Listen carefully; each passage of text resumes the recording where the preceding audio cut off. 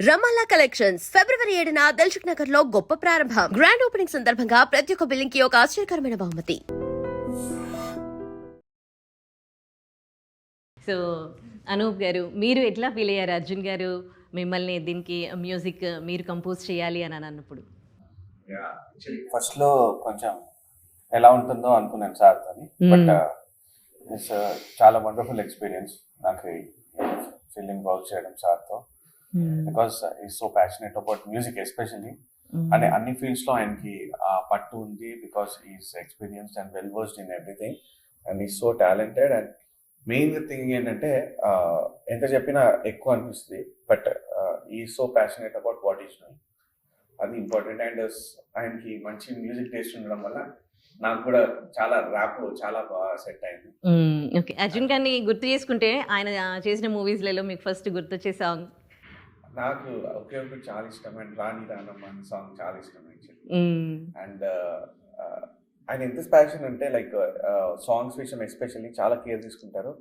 And of course Aishwarya ఉంది ఈ ఫిలింలో. బట్ జనరలీ ఒక ప్రాజెక్ట్ చేస్తుందంటే చాలా పర్టికులర్గా, చాలా ఒక పిన్ పాయింట్గా ఉంటారు. అండ్ ఎగ్జాంపుల్ ఒకటి చెప్పాలంటే ఆయన పర్ఫెక్షన్ ఎంత ఉంటారో, ఒక సాంగ్ విజువలైజ్ చేశారు ఆల్రెడీ, ఏ ఊరికి వెళ్తావే పిల్ల అని మొత్తం షూట్ చేశారు.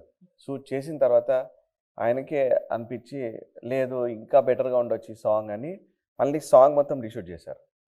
It doesn't care about the money are time, అదంతా కాదు, ద క్వాలిటీ అవుట్పుట్. అండ్ ఇవాళ మీరు చూసే ఏ ఊరికి వెళ్తావే పిల్ల అది అంత బాగుందంటే ఆయన మళ్ళీ హీ టుక్ ఏ డిసిజన్, లేదు ఇది కాదు ఇది ఇలా పల్లెటూరులో చేస్తే బాగుంటుందని.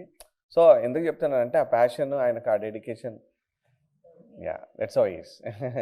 సార్, మీరు పోలీస్ ఆఫీసర్ అవ్వాలనుకుని మీరు ఫిల్మ్ ఇండస్ట్రీకి వచ్చారని మీ గురించి తెలిసింది. మరి ఐశ్వర్య ఏం అవ్వాలనుకునేది చిన్నప్పటి నుంచి, ఎలా ఇండస్ట్రీలోకి రావడం జరిగింది? యాక్చువల్లీ నేను ఫస్ట్గా 5th స్టాండర్డ్లో ఐఏఎస్ ఆఫీసర్ అవ్వాలి అనుకున్నాను. అది అక్కడే స్టాప్ అయిపోయింది. అవునా?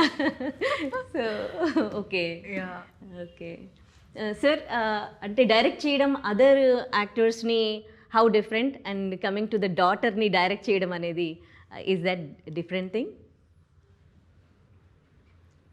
పెద్ద డిఫరెన్స్ ఏం లేదు, because we draw line. Daughter అనేది సెట్కి వచ్చిన తర్వాత మర్చిపోతాం.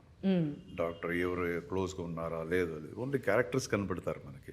ఓకే, ఈ క్యారెక్టర్కి వీళ్ళు కరెక్ట్గా వీళ్ళు న్యాయం చేస్తున్నారా, లేకపోతే నేను కరెక్ట్గా ప్రజెంట్ చేస్తున్నానా, ఇది మాత్రం ఉంటుంది. సో అక్కడ ఫాదరు డాటరు ఇలాంటిది నాకు లేదు. అది ఇంటికి వచ్చిన తర్వాత ఏమైనా మనం డిస్కస్ చేసుకుంటాం, లేదా ఇంకా కొంచెం అలా ఉంటే బాగుండేదా ఏదా అని మాట్లాడుకుంటాం తప్ప అక్కడికి వెళ్ళిన తర్వాత ఇలాంటి ఏముండవు.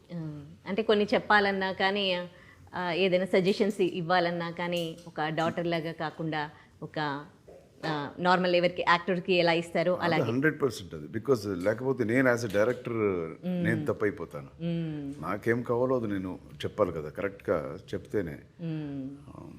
ఏమనుకుంటారో ఏంటో ఎలా చెప్పేది అనుకుంటే ప్రజలు సినిమా చూస్తుంటారు కదా, ఇదేంట్రా ఇలా చేశాడు అనుకోకూడదు. సో మనం చేసే సినిమా జనాని కోసం, వాళ్ళకి నచ్చాలని చేస్తాం. సో దానికి ఏం కావాలో we have to do it. Okay. And for more videos, please subscribe to iDream. Please subscribe to iDream. Please subscribe iDream. And please subscribe to iDream. For more videos, subscribe to iDream. please like, share and subscribe to the channel. Congratulations, iDream. Subscribe to iDream. Subscribe to iDream. So subscribe to iDream Media. iDream ki iDream team andarki huge congratulations. Please subscribe iDream Media. Please subscribe to iDream. Subscribe iDream. Please subscribe to iDream. iDream అంటే నా కళల channel subscribe చేసుకున్న నోరు తిరుగుతలేదు, మీరైతే గంట గుర్తు కొట్టండి. For more such videos, please subscribe to iDream. Subscribe to iDream. Please subscribe to iDream. Please subscribe iDream Media. Please do subscribe to iDream. Please subscribe to iDream Media. For best entertainment and information, please subscribe iDream. And don't forget to subscribe to iDream.